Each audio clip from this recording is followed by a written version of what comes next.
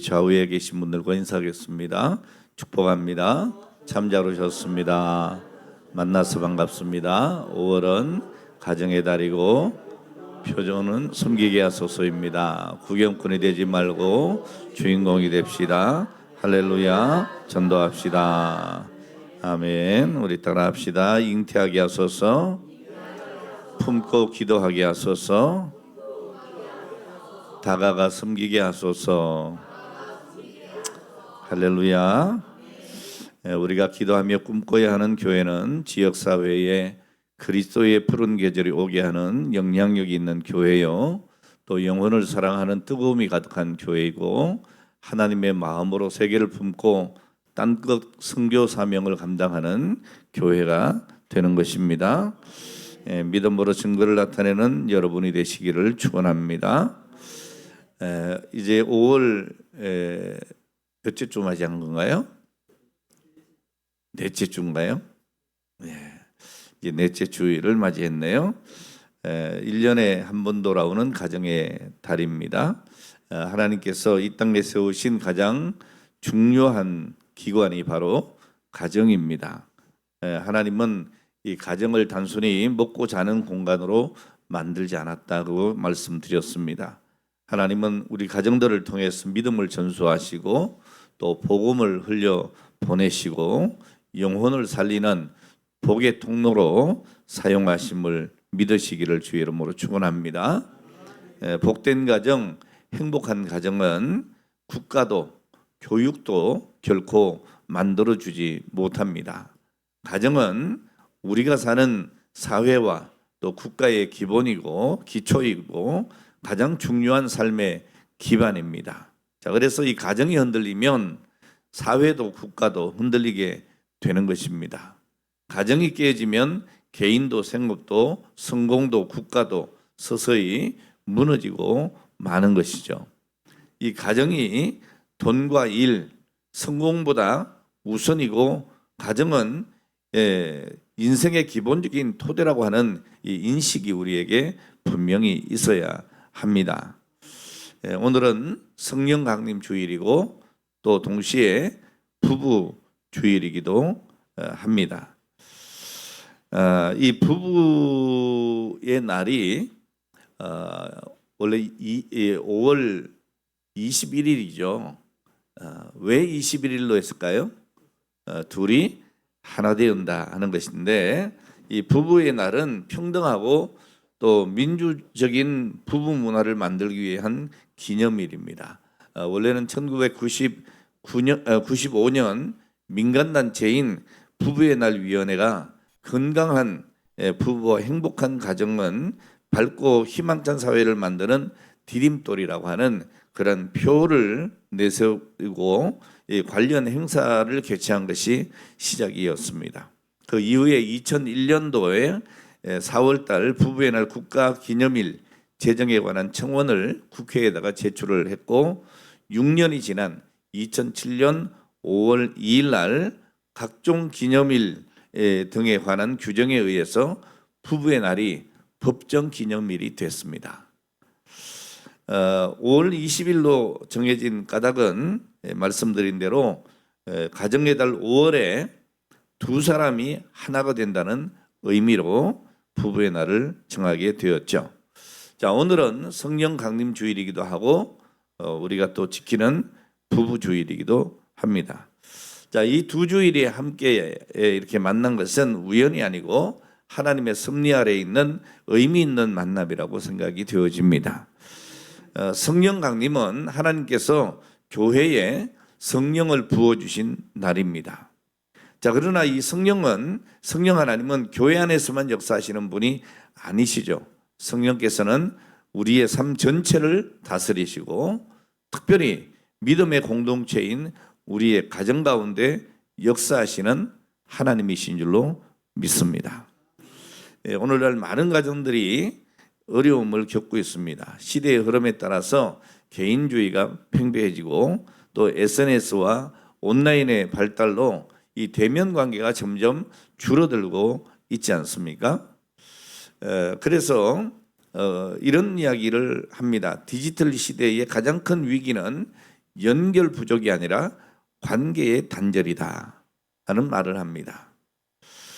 오늘 우리는 이 온라인으로 수백 명과 동시에 연결되어 있기도 하지만 정작 가장 가까운 가족과 또 많은 주변에 있는 사람들과 멀어질 위험 속에 살아가고 있습니다. 이 화면은 연결되어 있는데 마음이 끊어질 수 있다, 그런 말입니다. 가정은 원래 함께 살아가는 공동체인데 점점 한 집에 사는 개인들의 집합처럼 그렇게 변하는 현상이 나타나고 있죠. 아마도 여러분 가정도 별반 다르지 않을 겁니다. 집에 들어가면 가족들이 함께 모여서 대화하는 시간보다는 집에 들어가면 어떻게 되죠? 각자 자기 방으로 다 들어갑니다. 그러죠? 그냥 말 한마디 없이 그냥 한마디 정도는 하겠네요. 엄마 다녀왔습니다. 뭐 아빠 다녀왔습니다. 뭐 그 정도는 하겠지만 그 이후에 여러분 대화가 많이 있나요? 뭐 별로 그렇지 않은 것 같은 표정들이신데 그게 우리의 현실이기도 한 것 같습니다. 자, 이러다 보니까 이 가정이라고 하는 것이 원래는 함께 살아가는 공동체인데 한 집에 사는 개인들의 집합처럼 변한다, 그 말이에요. 이게 오늘날의 현상입니다. 이로 인한 부작용으로 이 대화의 양보다도 대화의 깊이가 점점 줄어들어요. 이 메신저와 그런 짧은 메시지는 많아지는데 이 마음을 깊이 나누는 시간은 오히려 줄어드는 것이죠. 그저 말을 하면 밥 먹었니 정도. 예? 근데 요즘에 서로 대화를 나누면서 너의 마음이 어떠니라고 물어보는 시간은 거의 없다고 봐야죠. 자, 두 번째로 이 비교 문화가 가정의 만족을 약하게 만들 수 있습니다. 그 SNS는 다른 사람의 가장 좋은 순간을 보여주는 오늘 그런 경우들이 많아요. 그러니까 다른 가정, 다른 삶, 다른 환경과 비교하면서 자신의 가정에 대한 감사보다도 부족함이 더 크게 드러나지는 오늘 이런 현상들을 경험할 수가 있습니다. 그리고 세 번째로 정서적인 거리감이 생길 수가 있다는 것이 세 번째 문제일 수 있습니다. 부모와 자녀 또 부부 사이에도 직접 대화보다도 화면과 보내는 시간이 많아지고 오늘 그로 인해서 이 관계의 친밀감이 약해질 수 있다는 거예요. 제가 전에 우리 그 목사님들하고 이렇게 수련회를 갔는데 어디를 갔는가 하면 태백에 있는 어느 리조트를 갔습니다. 그래서 그 곤도라를 타고 이렇게 올라가는 게 있는데 저 곤도라를 이렇게 타고 가는데 저쪽 건너편에서 또 곤도라가 내려오더란 말이에요. 근데 그쪽 상대방의 그 곤도라에 누가 타고 있는가 하면 제가 볼 때는 연인 같아요. 연인 같은데 이 연인들이 이 데이트를 하면 서로 대화를 하고 뭐 이래야 되잖아요. 근데 둘이서 뭘 하고 있을까요? 휴대폰을 보고 있는 거예요. 근데 요즘 젊은이들이 그런다면서요. 같이 앉아 있으면서도 뭘로 대화를 해요? 메신저로 대화를 하는 거예요. 앞에 앉아 있는데도 이게 빠른 거예요. 네? 이게 얼마나 빠른지 몰라요. 제가 깜짝 놀란 것은요. 요즘 아이들이 어른들이 부모님이 이렇게 얘기를 하잖아요. 그럼 말로는 대화를 하는데 손은 뭐 하고 있어요? 손으로는 문자를 보내고 있는 거예요. 안 보고도 이걸 치더라고. 놀라운 일이에요. 네? 자, 그만큼 여러분 이 대화보다도 이 SNS에 아이들이 우리 젊은이들이 깊이 들어가 있는 것이죠. 자, 이러다 보니까 이 직접 대화보다도 이 화면과 보내는 시간이 많아지게 되고 그 깊은 그런 관계를 할 수가 없다. 어떤 그런 친밀감을 느낄 수가 없어지게 되었다, 그 말이죠. 자, 여러분 이게 이런 모든 이 환경으로 인해서 사람들이 대체로 어떻게 되느냐? 옛날에는 여러분 이 대가족 제도에서 서로 대화를 하고 밥상에 앉아가지고 이 밥상 문화라는 게 굉장히 중요한 거예요. 근데 이게 점점 사라지게 되면서 개인주의가 돼가는 것이죠. 그래서 이 가정이 무너지는 시작이 어디냐? 내가 중심이 되는 것이 문제가 됩니다. 오늘 이것이 오늘날 가정이 흐물어지는 가장 큰 이유 중에 하나가 될 것입니다.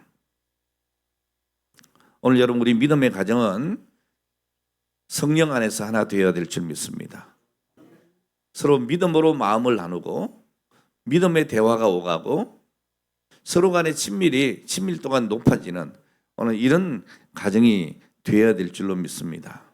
여러분 성령이 중심이 되면 가정이 화목해지지만 개인 중심이 되면 오늘 불행해지기 시작하는 겁니다. 여러분 왜 그렇습니까? 여러분 죄의 본성이 뭡니까? 이 죄의 본성은 사람을 자기 중심적으로 만드는 거예요. 그래서 내 감정, 내 생각, 내 주장, 내 만족이 우선되기 때문에 점점 관계가 멀어지게 되는 것이죠. 그러다 보니까 여러분 부부 사이에도 왜 나를 이해해 주지 않는가 이런 생각을 먼저 하는 겁니다.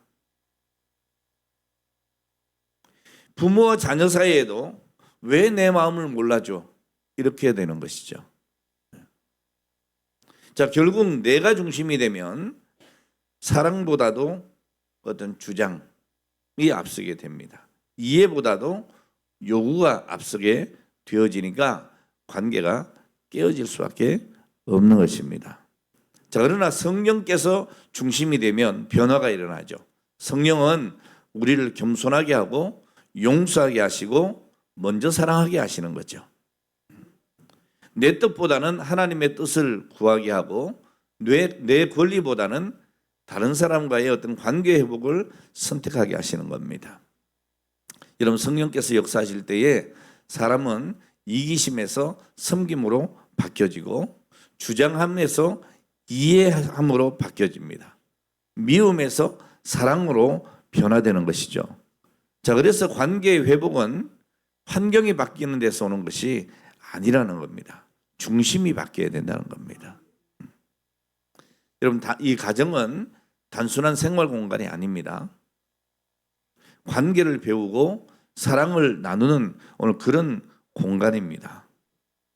성경은 서로 권면하고 서로 사랑하며 서로의 짐을 지라고 가르치고 있습니다. 이런 관계는 그냥 자동으로 유지되는 것이 절대로 아니에요. 서로 시간을 내야 되고 또 귀를 기울여야 되고 또 의도적으로 함께 해야 되는 것이죠. 특별히 오늘 본문에서 바울 사도는 이 부부 관계를 설명하기 전에 가장 먼저 한 가지 명령을 합니다. 뭐라고 하죠? 술 취하지 말라. 이는 방탕한 것이니 오직 성령으로 충만함을 받으라 그럽니다. 여러분 여기 술 취한다고 하는 말은 술에 도취된다. 술에 흠뻑 적시다. 뭐 이런 뜻을 가지고 있습니다. 자, 그러니까 단순히 기분 좋은 정도가 아니고 이 알코올의 지배를 당해서 이성적인 판단을 잃어버린 상태, 그러니까 통제력을 잃은 상태를 말하는 것이죠. 자, 이 말씀은 그저 단순히 술 자체를 말하는 것만은 아니에요. 바울이 강조하는 핵심이 뭔가 하면 이겁니다. 오늘 나를 무엇이 지배하고 있는가? 오늘 여러분들을 지배하는 것이 무엇인가 하는 거예요. 여러분 술에 취한 사람은 자기 판단과 감정이 흐려집니다. 술이 그 사람을 지배하게 되기 때문이죠. 자, 그런데 오늘날 여러분 우리를 지배하는 것이 이 술만이 아닙니다. 사람은 자기 욕심에 취할 수도 있고 분노에 취할 수도 있고 또 아까 말씀드린 대로 이 SNS나 문화에 취할 수도 있고 또 자기 중심적인 사고에 취할 수도 있습니다. 특히 가정 안에서 내 생각, 내 감정, 내 주장에 사로잡히면 가족 관계가 점점 어려워지는 거죠. 부부 관계도 마찬가지입니다. 남편이 왜 나를 이해해 주지 않느냐라고 말하고 또 아내는 왜 내 마음을 알아주지 않느냐고 말을 하는 거죠. 여러분 한 집에 살아도 마음이 멀어질 수가 있습니다. 자, 그래서 바울은 가정생활을 이야기하기 전에 가장 먼저 성령 충만을 말씀하고 있는 겁니다. 성령 충만은 감정적인 어떤 흥분 상태가 아니고 성령께서 우리의 생각과 마음을 그리고 우리의 삶을 다스리시는 상태를 말하는 거예요. 성령께서 중심이 되시면 부부관계 안에 변화가 일어나게 됩니다. 내가 이기려고 하는 마음이 이해하려고 하는 마음으로 바뀌어집니다. 요구하려고 하던 그 입술이 변해서 격려하는 입술이 되죠. 상처도 주는 말이 살리는 말로 바뀌게 되어집니다. 자기 중심이 성령 중심으로 바뀌는 것이죠. 여러분, 부부가 한 집에 사는 것으로 하나가 되는 것은 아니에요. 같은 성령 안에 살아갈 때에 진정한 하나가 됨을 이룰 수가 있습니다. 오늘 본문에서 왜 술 취하지 말라고 합니까? 오늘 그 뒤에 뭐라고 합니까? 이는 방탕한 것이니 그랬어요. 자, 여기서 이 방탕이라고 하는 말이 무슨 말이냐? 무절제와 자기 파괴적인 삶으로 치닫는 것을 말하는 겁니다. 그러니까 술 취하면 무절제하게 된다는 거예요. 자, 그래서 자기 파괴적인 삶으로 치닫게 되어진다는 겁니다. 자, 이 술 취함과 같이 우리를 취하게 하는 세상 것들이 너무나 많이 있는 거예요. 오늘 그것을 우리는 피해야 되는 것이죠. 오늘 이것들을 피하는 가장 좋은 방법이 뭐예요? 성령 충만한 것이다. 자, 오늘 우리는 본문 말씀을 통해서 이 한 몸, 한 성령, 한 가정이라고 하는 제목으로 함께 은혜 나누기를 원합니다. 자, 먼저 이 한 몸 된 부부는 하나님이 세우신 관계라는 것을 잊어서는 안 됩니다. 부부는 그저 어쩌다가 남과 여가 만나서 한 가정을 이루고 한 집안에 사는 것이 아니라는 것입니다. 자, 오늘 본문 31절 말씀에 보면 그러므로 사람이 부모를 떠나 그의 아내와 합하여 그 둘이 한 육체가 될지니라고 말씀하고 있습니다. 자, 하나님께서 이 결혼이라는 것을 만드셨을 때 두 사람을 하나로 묶으셨습니다. 자, 그러니까 성경은 결혼을 단순한 계약이다 이렇게 말하지 않습니다. 하나님이 맺어주신 언약이라고 말씀을 하고 있는 겁니다. 결혼은 두 사람이 함께 사는 것이 아니고 두 사람이 하나가 되는 거예요. 자, 그러므로 이 부부는 경쟁 관계가 아니에요. 뭐 어떤 이들은 그런다면서요. 신부 되는 사람한테 야, 너 처음부터 남편 길을 확실히 잡아야 돼. 또 남자친구들은 뭐라 그래요? 야, 너 아내를 처음부터 확실히 군기를 잡아야 돼. 그래야 평생이 편하다. 아니에요, 여러분. 둘 다 잘못된 말이에요. 예? 오늘 여러분, 이 부부 관계는 경쟁 관계가 아니에요. 이 부부는 성부를 겨루는 관계도 아니에요. 그러니까 서로 군기 잡을 생각을 버려야 돼요. 여러분, 부부는 하나요, 한 몸입니다. 여러분, 자기 스스로를 막 군기 잡는 사람이 있습니까? 그 참 어리석은 사람 아니에요. 사랑해야죠, 자기를. 예. 에베소 5장 31절에서 바울은 창세기의 말씀을 인용하고 있습니다. 자, 이것은 부부의 관계가 단순히 두 사람이 서로 좋아해서 맺어진 관계 이상의 의미를 가지고 있다고 하는 것을 분명하게 보여주는 겁니다. 자, 하나님께서는 이 부부를 둘이 하나 되는 관계로 세우셨습니다. 자, 첫째로 이 둘이 하나가 되는 첫 단추가 무엇인가? 떠나는 것에서 시작한다 그랬어요. 오늘 결혼 주례하는 것 아니지만 오늘 여러분 잘 들으셔야 합니다. 자, 오늘 본문 31절에 보면 사람이 부모를 떠나라고 하는 이 말씀은 무슨 말이에요? 부모를 버리라는 얘기일까요? 그런 이야기가 절대로 아니라고 하는 것 여러분 잘 아시죠? 사람이 부모를 떠나라고 하는 이 말은 삶의 중심과 우선순위가 새롭게 세워진다는 의미예요. 여러분, 결혼 전에는 부모가 내 삶의 중심이었다면 결혼 후에는 배우자와 이루는 가정이 우선되어야 한다는 거예요. 여러분, 많은 가정의 갈등이 어디에서 일어나느냐? 육신적으로는 결혼을 했는데 정서적으로는 여전히 독립하지 못하고 이전 관계에 묶여 있는 거예요. 오늘 여러분의 남편이 마마보이라 그러면 어떻게 되겠어요? 참 곤란하지 않겠어요? 네. 여러분의 아내가 결혼은 했는데 서로 툭하면 마음만 안 맞으면 어디 가요? 친정 가는 거예요. 되겠어요, 여러분? 안 되는 거죠. 오늘 여러분 결혼하고 부부가 되면 그 둘 사이에 그 누구도 설사 부모라 할지라도 그 둘 사이에 끼어들면 안 되는 겁니다. 안 되는 겁니다. 여러분 부부싸움하고 친정에 딸이 찾아오면 어떻게 되겠어요? 아, 그런 나쁜 놈이냐 이렇게 하지 말고 어떻게 해요? 집에 가서 니들끼리 해결해라. 그래야 맞는 거죠. 자, 그런데 이 결혼해서 부부가 됐으면서도 불구하고 떠나지 못하는 경우들이 많이 있어요. 먼저는 자기 자신에게 원인이 있습니다.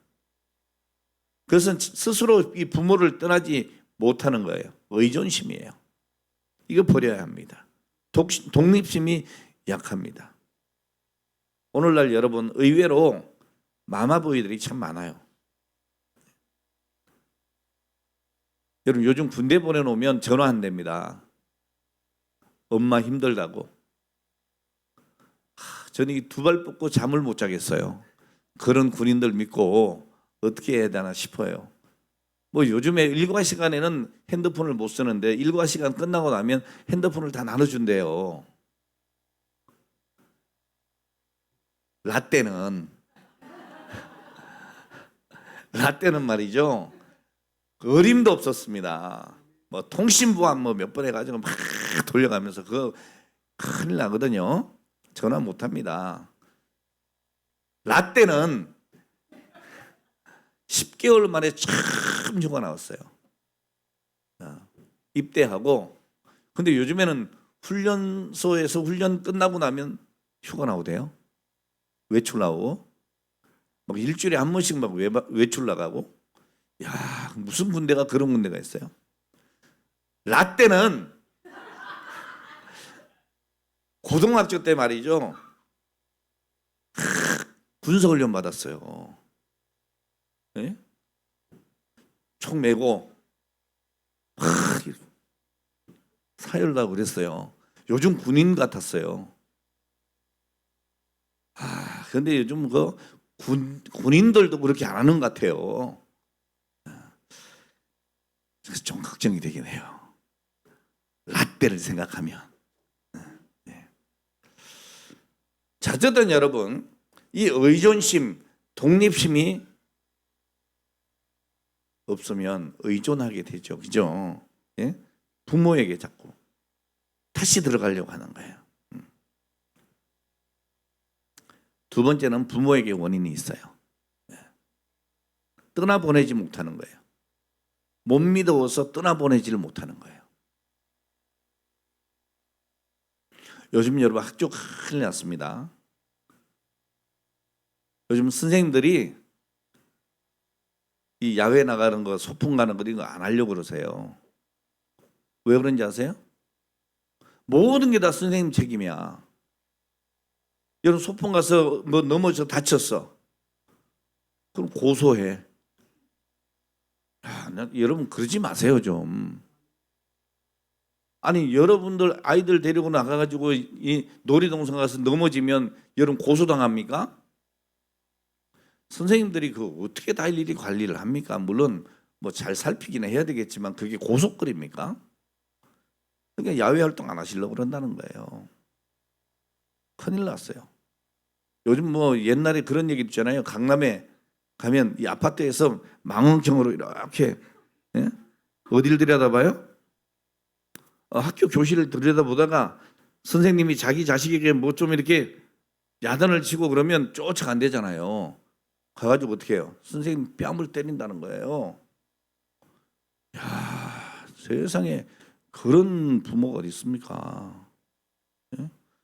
라떼는 학교에서 이렇게 매 맞고 오면요 감췄어요. 회초리 맞고 오거나 몽둥이로 맞고 오면 감췄다니까. 부모님께. 왜요? 들키면 뭐라 그래요? 야 이놈의 새끼 너 선생님한테 얼마나 잘못했길래 맞았냐 이렇게 얘기를 했다고. 장로님 그렇죠? 많이 맞으셨구나. 그랬단 말이에요. 근데 요즘에는 아니에요, 여러분. 정말 이거 어떻게 해요? 그러니까 여러분, 이 부모가요, 자식을 떠나보내지는 못해요. 곁에 두고 매사 간섭을 해요. 예? 이게 결국에 자식을 불행하게 만드는 겁니다, 여러분. 여러분, 결혼을 했으면 떠나보내야 되는 거예요. 결혼한 후에는 둘에게 맡겨야 되는 거예요. 지나치게 간섭하면 자식들이 의존심만 커지고요, 스스로 살아가는 법을 잃어버리게 되는 겁니다. 여러분, 부모에게는 부모의 인생이 있고 자식에게는 자식의 인생이 있는 거예요. 너무 자식에게 매달리지 마세요, 좀. 예? 우리 노그란 집사님 애를 셋이나 낳았는데, 예? 그 관리가 됩니까? 안 된대잖아요. 안 된대잖아요. 예? 절대 안 돼요. 기도할 뿐이에요. 책임질 수 있습니까? 넘어지는 거 못 넘어지게 할 수 있습니까? 무릎 깨지는 거 그거 막을 수 있습니까? 절대 안 된다잖아요. 절대 안 돼요, 여러분. 그걸 왜 남 탓을 합니까? 네? 자기 인생은 자기가 사는 거예요. 그렇다고 여러분 무책임하라는 얘기 아니에요. 무관심하라고 하는 얘기 아니에요. 다른 이야기입니다. 네? 부모를 떠나 한 몸을 이루라고 하는 이 말은 부부가 한 팀이 돼서 그 부부에게 주어진 몫을 창조하고 이루고 성취하고 살라는 얘기입니다. 자, 그래서 떠나라고 하는 거예요.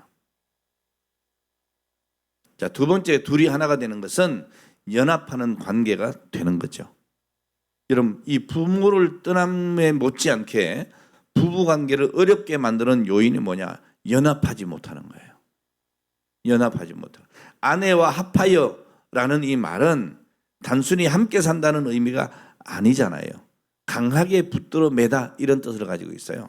그러니까 합하다라고 하는 이 뜻을 직역을 하면 무슨 뜻인가 하면 풀로 붙이다 이런 뜻이에요. 여러분, 종이 두 장을 풀로 싹 붙여놓고 난 다음에 말랐어. 그 다음에 떼려고 하면 어떻게 돼요? 떼집니까? 안 떼어져요, 여러분. 예? 찢어지는 거예요. 상하는 거예요. 못 쓰게 되는 거예요. 예. 여러분, 연합되었다고 하는 것은 사랑하기로 결정되었고 그렇게 작정했다는 뜻이에요. 자, 그러므로 상대방이 하는 것을 봐서 내가 사랑한다. 그러면 안 돼요. 이미 연합이 됐다는 거예요. 어쩔 수가 없어요, 여러분. 붙은 거예요. 예? 자, 그러므로 그 사람의 모든 허물과 약점도 내 것으로 품고 사랑해야 한다는 뜻입니다. 자, 그래서 결혼 생활은 상대를 내 방식에 맞추는 것이 아니고 서로 이해하고 품어가는 과정이어야 한다는 거죠. 여러분, 성령이 중심되실 때 그때 우리는 비로소 왜 다르지? 이런 질문이 하나님께서 왜 이 사람을 나에게 주셨을까? 이런 질문으로 바뀌는 거예요. 여러분, 왜 다르지를 질문하지 마세요. 왜 하나님이 이 사람을 나에게 보내주셨을까? 이 질문을 하셔야 답이 나올 줄로 믿습니다. 자, 세 번째로 여러분, 하나님은 부부를 한 몸 관계로 세우셨다는 겁니다. 그 둘이 한 육체가 될지니 그랬습니다. 자, 이 말씀은 단순한 육체적인 결합만을 의미하는 것이 아닙니다. 이 삶과 마음과 사명을 함께 나누는 깊은 연합을 얘기하고 있는 것이죠. 그러니까 이 한 몸은 여러분 경쟁하는 관계가 절대로 아니죠. 여러분, 손이 발과 싸웁니까? 눈이 귀와 싸웁니까? 아니잖아요. 모두 함께 살아가는 것이에요. 예? 다르다고 해서 비난하는 것이 아닙니다. 자, 그러니까 부부 관계가 그런 거예요. 남편이 이겨서도 안 되고 아내가 이겨서도 안 되는 거예요. 부부는 함께 살아야 하는 한 몸이라고 하는 거예요. 여러분, 오른손이 마음에 안 든다고 왼손이 막 쥐어 뜯어보세요. 되겠습니까? 말도 안 되는 소리를 하는 거죠. 그러니까 가정의 문제는 당신의 문제라고 말하기보다는 우리의 문제라고 말할 수 있어야 되는 거예요. 당신이 잘못했어 라기보다는 우리가 함께 해결하자라고 얘기를 해야 되는 거죠. 이런 한몸된 부부는 서로 이기려고 하지 말고 서로를 살려야 한다는 거예요. 한몸된 부부는 서로 주장하지 않고 서로를 세워주어야 합니다. 하나님이 세우신 관계를 사람의 힘으로 지키려고 하지 말고 성령의 도우심으로 한 몸의 은혜를 누리는 오늘 여러분 가정 되시기를 주의 이름으로 축원합니다. 자, 그러므로 크게 두 번째로 한 성령 안에 살아갈 때 비로소 가정이 세워지게 되는 것입니다. 오늘 18절 말씀에 뭐라고 합니까? 오직 성령으로 충만함을 받으라 그랬어요. 그러니까 바울은 이 가정의 비결, 행복한 가정의 비결을 어디에서 찾아요? 성령 충만에서 찾습니다. 왜 그렇습니까? 여러분, 사람의 힘에는 한계가 있기 때문입니다. 처음에는 사랑으로 시작해요. 처음에는 모든 것이 다 좋아 보입니다. 자, 그런데 살다 보면, 시간이 지나다 보면 허물이 보이기 시작해요. 갈등하기 시작해요. 상처가 생기고 실망이 찾아오기도 합니다. 자, 그럴 때 필요한 것이 바로 성령의 역사예요. 여러분, 성령으로 충만함을 받으면 어떻게 됩니까? 하나님의 말씀에 민감하게 되어집니다. 하나님의 말씀을 깊이 이해하고 그 말씀을 내 삶에 적용하려고 하는 마음이 생기고 우리의 마음에 담대함이 생기고 그리고 사람이나 환경을 두려워하지 않게 되어집니다.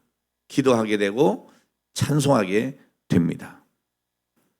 자, 그리고 성령의 열매를 맺게 되어집니다. 여러분, 성령의 열매가 뭡니까?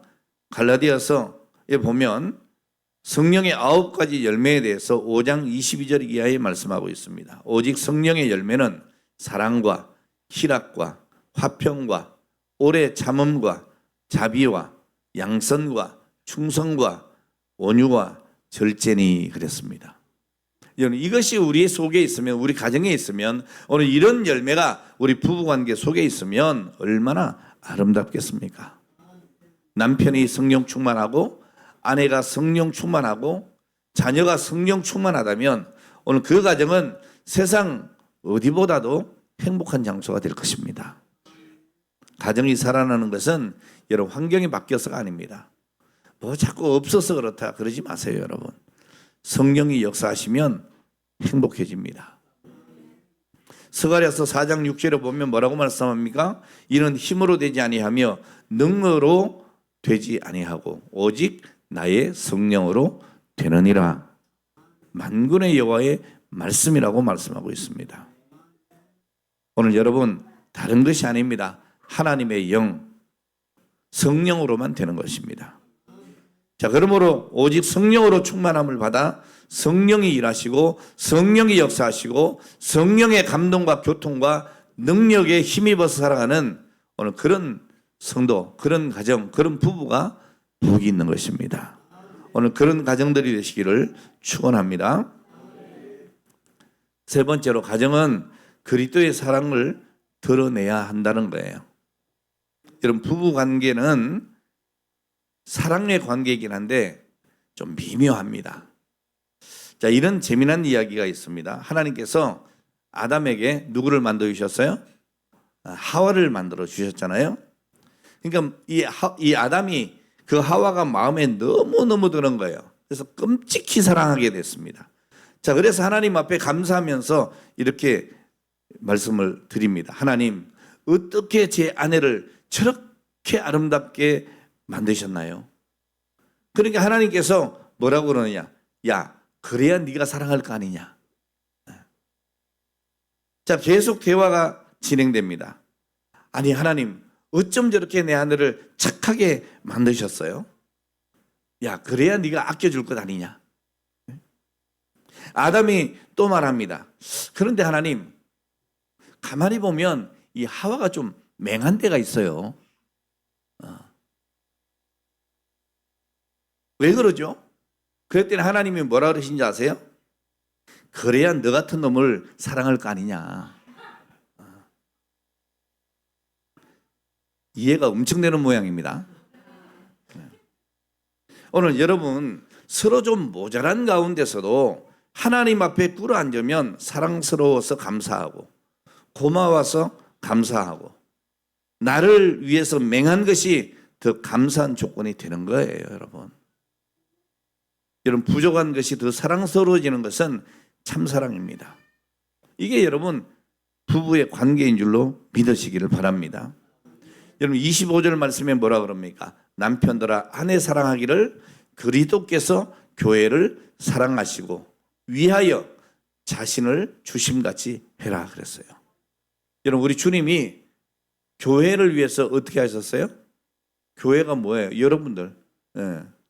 우리 주님이 여러분을 위해서 어떻게 하셨어요? 십자가에 죽기까지. 오늘 여러분들을 위해서 당신의 몸을 드리기까지. 모든 피와 땀을 다 쏟으시기까지 사랑하신 거예요. 남편들아 아내를 어떻게 사랑하라? 그렇게 사랑해라. 자, 그리고 아내에게는 뭐라고 했습니까?